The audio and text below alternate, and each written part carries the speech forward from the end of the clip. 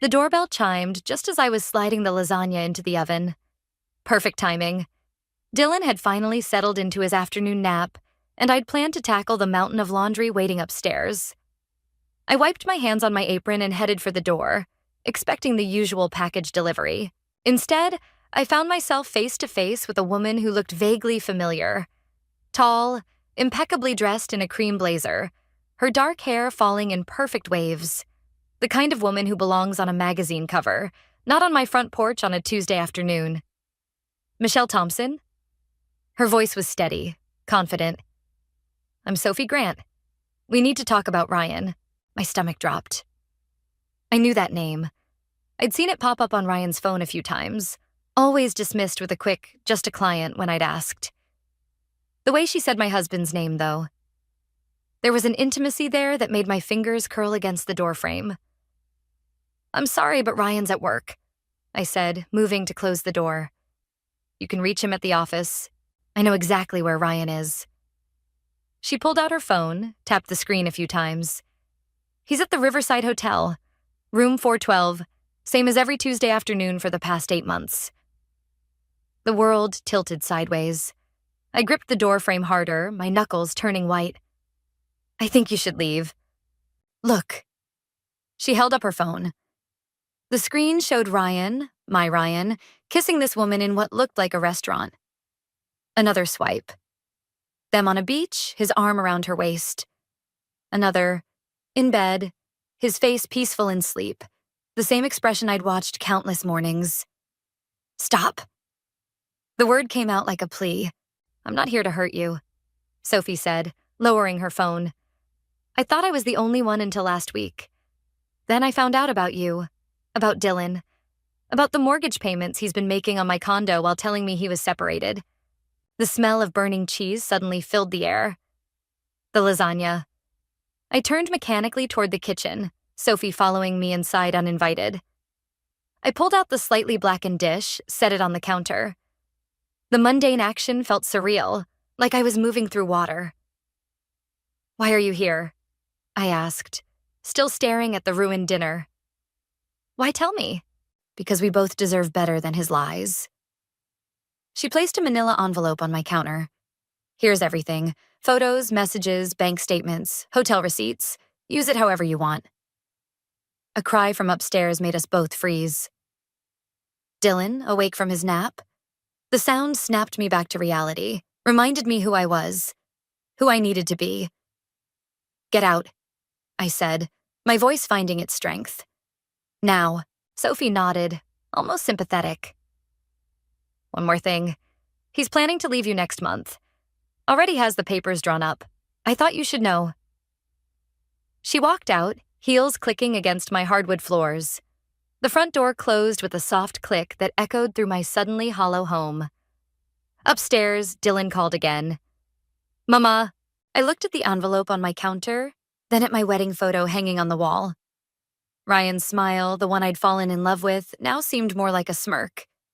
8 years of marriage reduced to a manila envelope of betrayals. Dylan's cries grew more insistent. I touched my wedding ring, twisted it once, then pulled it off. It made a small, final sound as it hit the counter.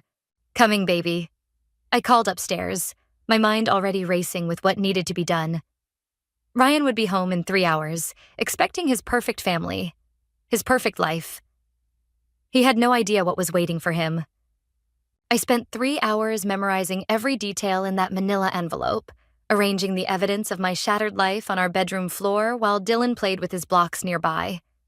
Each photo, each receipt, each loving message between my husband and his other life felt like another nail in a coffin I hadn't known I was lying in. When Ryan's key turned in the front door at exactly 6:30, I had everything back in the envelope, tucked safely in my mother's house across town.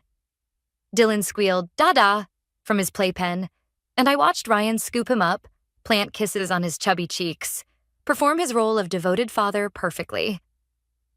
Something smells good, he said, walking into the kitchen where I stood at the counter, chopping vegetables with mechanical precision. New recipe? How was the Riverside Hotel? I kept chopping, not looking up. Room 412 meet your standards? The silence that followed was absolute. Even Dylan, still in Ryan's arms, seemed to sense the shift in the air.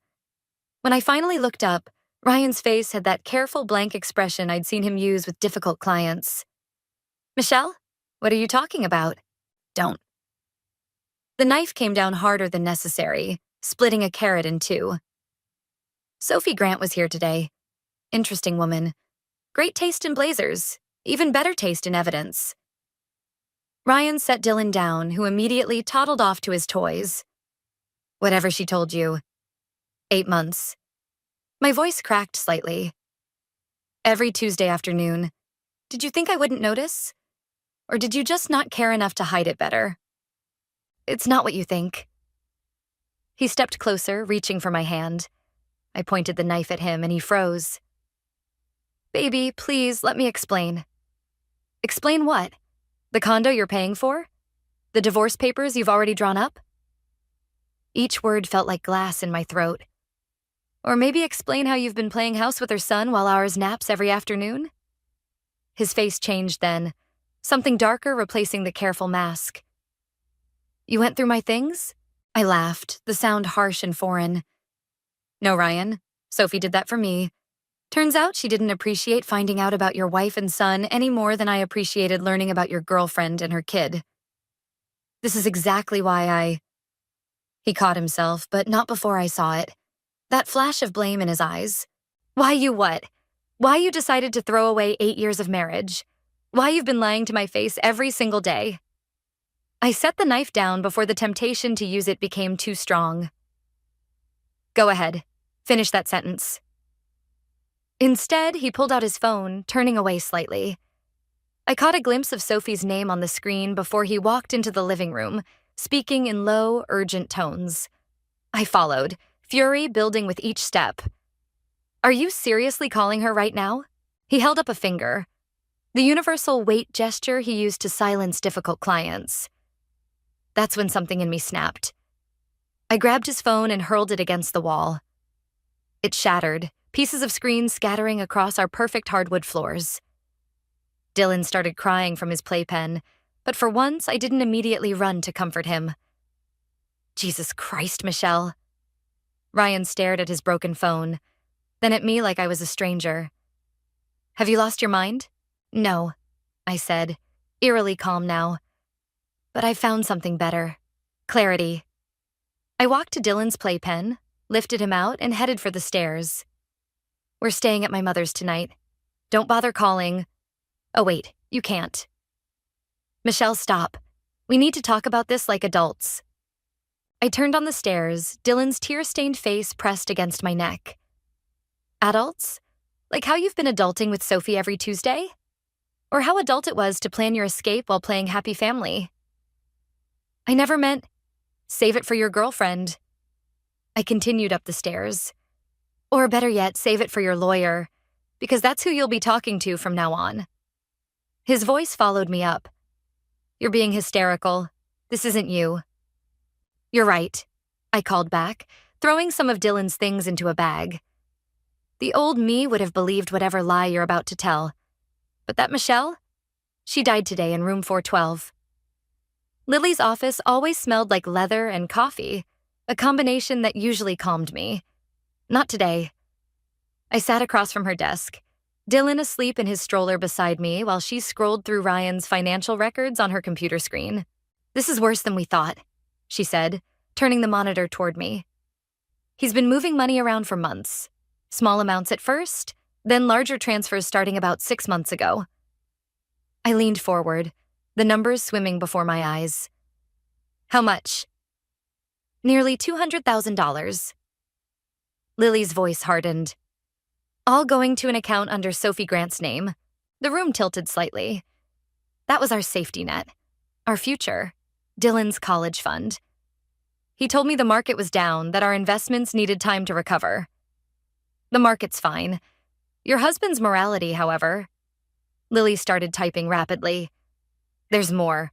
The condo he bought for her? It's in both their names." A knock at the door made us both jump. Mark Davis, Ryan's best friend, stepped in without waiting for an answer. The sight of him in his expensive suit, with that familiar apologetic smile made my stomach turn. "Michelle," he said, closing the door behind him. "Ryan's worried sick. He's been trying to reach you for days." "I'm in a private meeting with my lawyer," I said, gesturing to Lily. "You can tell Ryan he's not the bad guy here." Mark held up his hands. "Look, Sophie's been causing problems for months. Ryan was trying to handle it quietly, protect everyone involved." Lily stood up slowly. "Mark, as Michelle's legal counsel, I advise you to leave." "Did Ryan send you to spy on me?"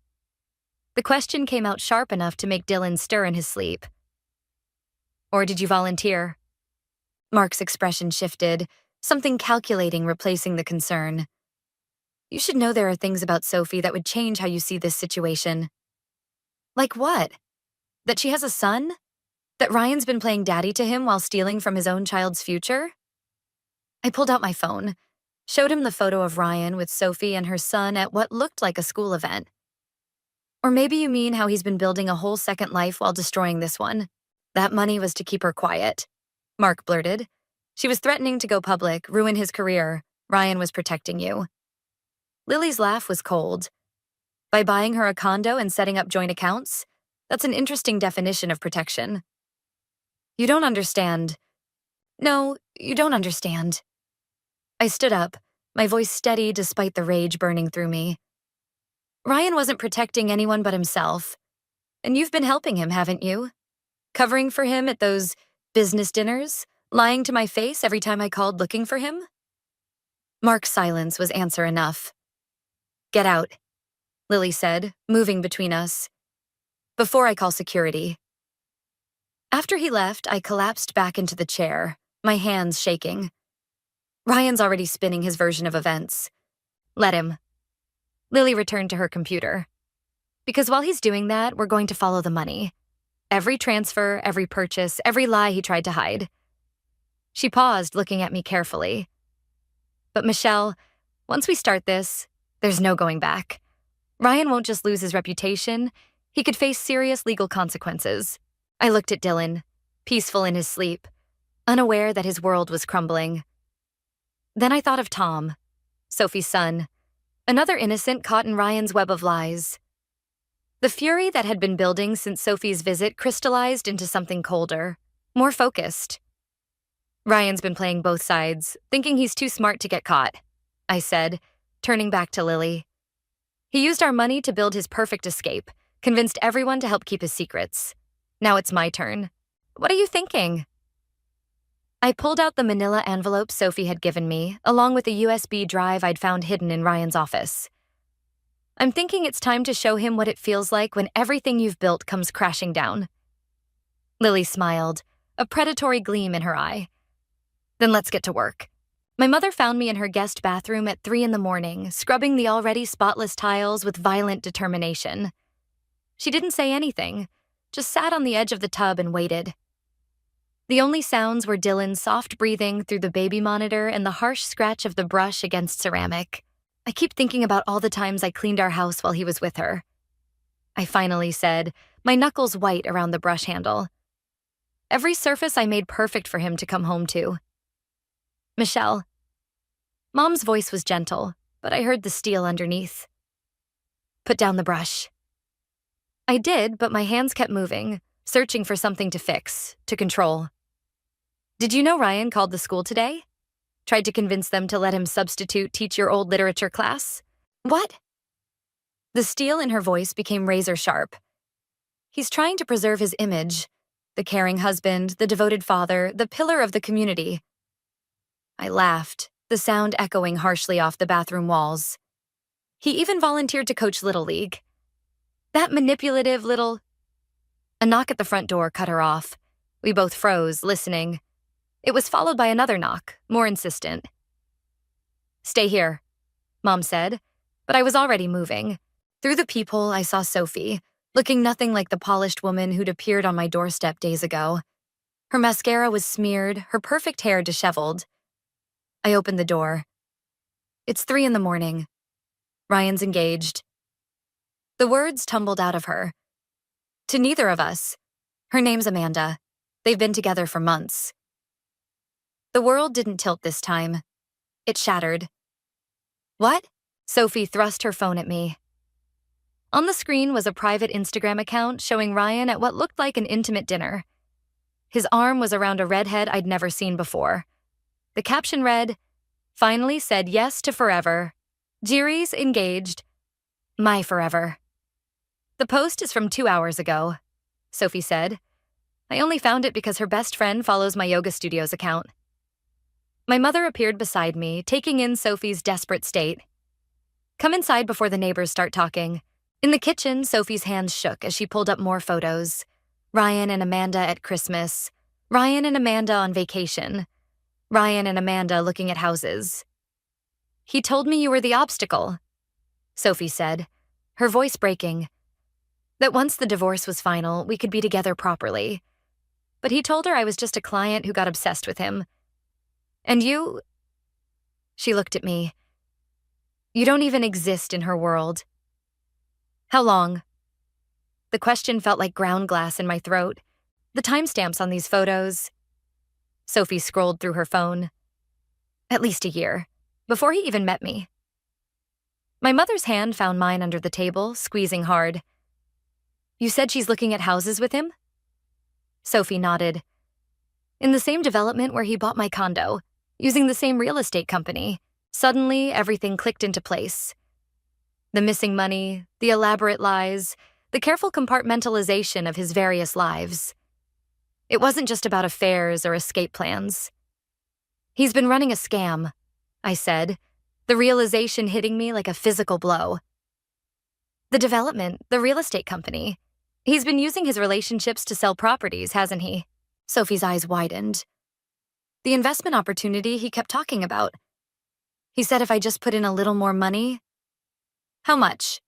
Mom asked sharply. Everything I had. Sophie's voice was barely a whisper. My savings, my son's college fund, even a second mortgage on my parents' house. The baby monitor crackled with Dylan's soft whimpers. The sound crystallized everything. My rage, my pain, my purpose. We need to call Lily, I said, standing up. Right now. Why? Sophie asked. Because this isn't about affairs anymore. It's about fraud. I looked at the photos again, at Ryan's practice smile, the same one he'd used on all of us. And we're going to make sure he never does this to anyone else. The sun was rising by the time we finished making our plans, painting the kitchen in shades of gold that felt like a promise. Or maybe a warning. The restaurant buzzed with Friday night energy as I watched Ryan charm his way through another business dinner. He hadn't noticed me yet, sitting alone at the corner table, nursing a glass of wine I hadn't touched. His arm was around Amanda, the ring on her finger catching the light as she laughed at something he'd said. 3 other couples sat at their table. All potential buyers for the new development, according to Lily's investigation. All about to invest their life savings in Ryan's elaborate house of cards. My phone vibrated. Sophie. We're in position. Mark just arrived at the office. I checked my watch. Right on schedule. While Ryan played his role here, Lily and a forensic accountant were meeting Mark at the real estate office, armed with enough evidence to make him choose between loyalty to Ryan and saving his own skin. Ready? Another text, this time from Mom, who was watching Dylan. I typed back, yes. Standing up, I smoothed down my black dress, the one Ryan had always loved, and walked toward their table. Amanda saw me first, her smile faltering as she tried to place my face. Then Ryan looked up, and for the first time in our marriage, I saw real fear in his eyes. Ryan, darling, I said, loud enough to carry. Aren't you going to introduce me to your fiancé? The table went silent. Amanda's hand flew to her throat, touching the necklace I recognized from our 10th anniversary. Ryan, who is this? Nobody, he said quickly, standing. Michelle, let's talk outside. I'm his wife, I said, pulling out my phone. Well, current wife, though I suppose that makes me the nobody in this scenario. I turned to the other couples. I assume you're all here about investing in Riverside Heights? Ryan grabbed my arm. Stop this, now. I shook him off. You might want to check the news first. It seems there are some irregularities with the development company. The FBI is particularly interested in the pattern of investment fraud. She's lying, Ryan said, but the couples were already pulling out their phones. This is just a domestic dispute. My phone rang. I answered on speaker. Yes, Lily? It's done. My lawyer's voice rang clear. Mark Davis just finished his statement to the investigators. They're executing the search warrant now. The color drained from Ryan's face. Amanda stood up, backing away from him. Ryan, what's happening? Would you like to tell her? I asked him. Or should I? About Sophie, perhaps? Or the other women? The houses you sold them with money that never went to the development? I turned to Amanda. Check your investment account. The one he convinced you to create for your future together. I'm betting it's empty. She fumbled with her phone, hands shaking. The horror dawning on her face told me everything. You're ruining everything, Ryan hissed, his charm cracking to reveal something ugly underneath. No, you did that yourself. I'm just making sure you can't ruin anyone else's life. The restaurant manager appeared, drawn by the commotion. Behind him, I spotted two men in suits entering, right on schedule. Mr. Thompson? One called out. FBI, we need you to come with us. Ryan's eyes darted around like a trapped animal's. For a moment, I thought he might run.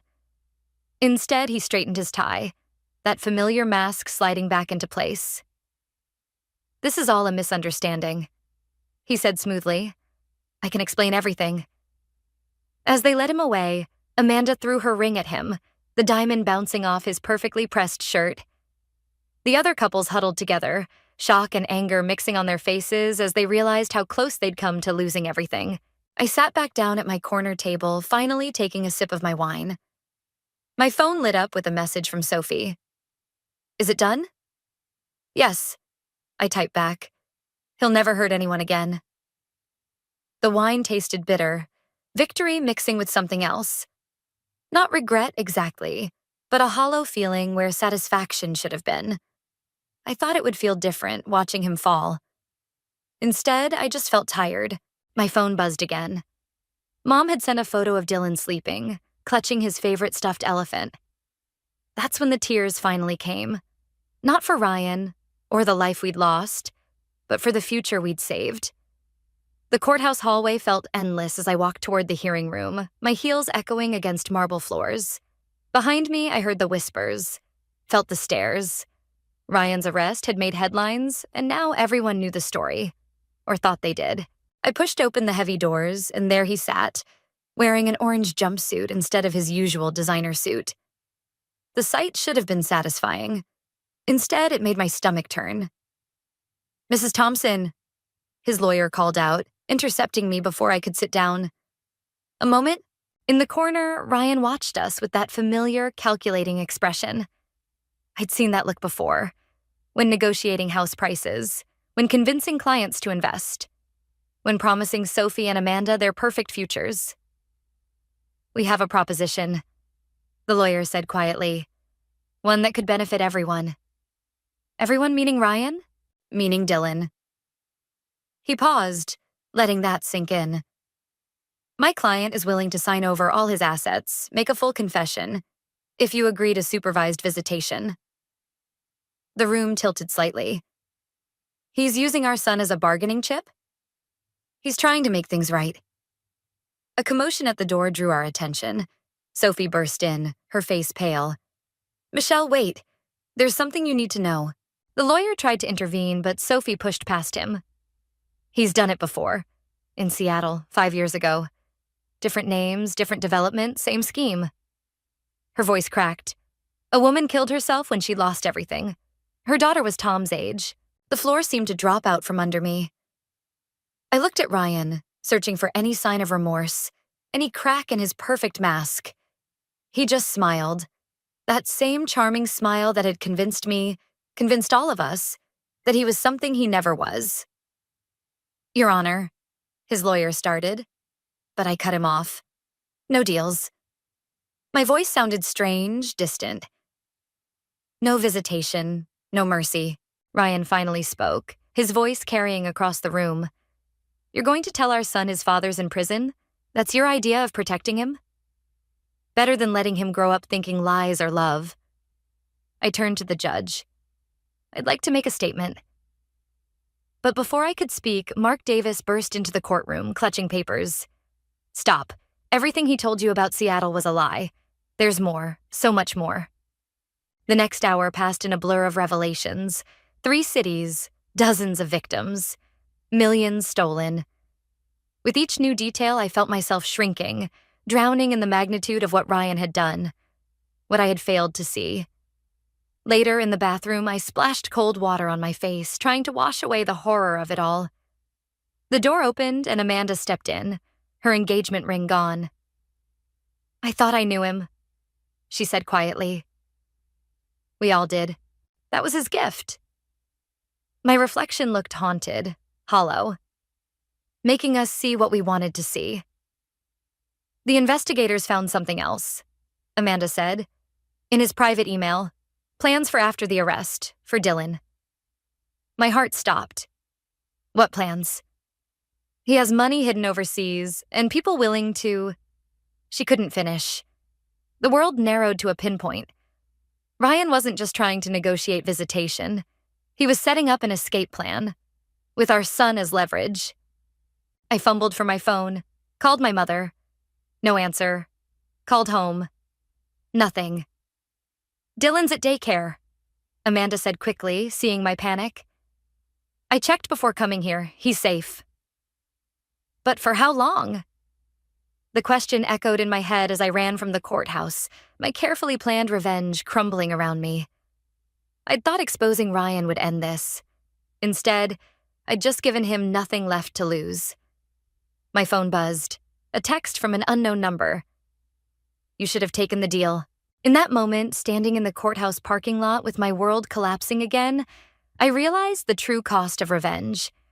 It wasn't just about exposing lies or seeking justice anymore. It was about protecting what mattered most, and I just made that infinitely harder. The game wasn't over. It was just beginning. And this time, the stakes were higher than I'd ever imagined. The safe house felt like a cage, even with the FBI agents posted outside. Dylan slept in the next room while I paced, watching shadows move across unfamiliar walls. 3 days since Ryan's threat. 3 days of protective custody, waiting for the other shoe to drop. My phone buzzed. A text from an encrypted number Lily had set up. Movement on the offshore accounts. Large withdrawal in Singapore. Another buzz. Security breach at the courthouse. Ryan's gone. The bedroom door creaked. I spun around, heart racing, but it was just Sophie, her face ghost white in the darkness.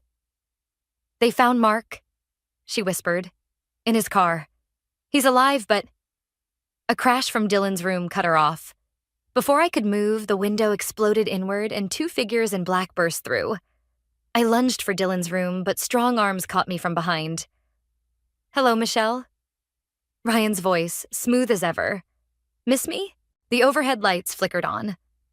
Ryan stood in the doorway wearing a guard's uniform, his perfect mask finally cracked around the edges.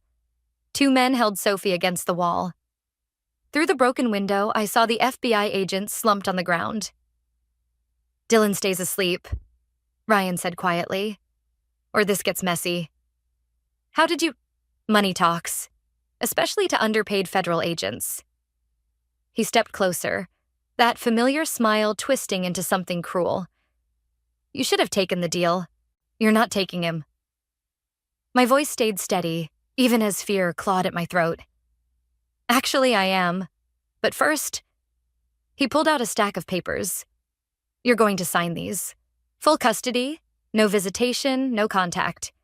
Your choice whether Dylan grows up thinking his mother abandoned him or died trying to stop me. Sophie made a small sound, and one of the men pressed harder against her throat. You really think you can disappear? I asked, playing for time. Every law enforcement agency in the country? We'll be chasing shadows while we're living comfortably in a country with no extradition treaty. Ryan's eyes flickered to Dylan's room. He'll forget you eventually. Children are adaptable. Something inside me shifted, a clarity cutting through the fear. I saw Ryan clearly for the first time. Not the charming mask or the calculating monster, but something smaller, desperate. You know what your mistake was? I asked, taking a step forward. Not the affairs or the fraud or even the threats. It was thinking you knew me. His smile faltered slightly. The old Michelle would have been paralyzed by fear right now. Would have signed anything to keep the peace. Another step. But you created this version of me. The one who learned to play the long game. A sound outside. Car doors closing. Ryan's head turned slightly. You taught me how to set a trap.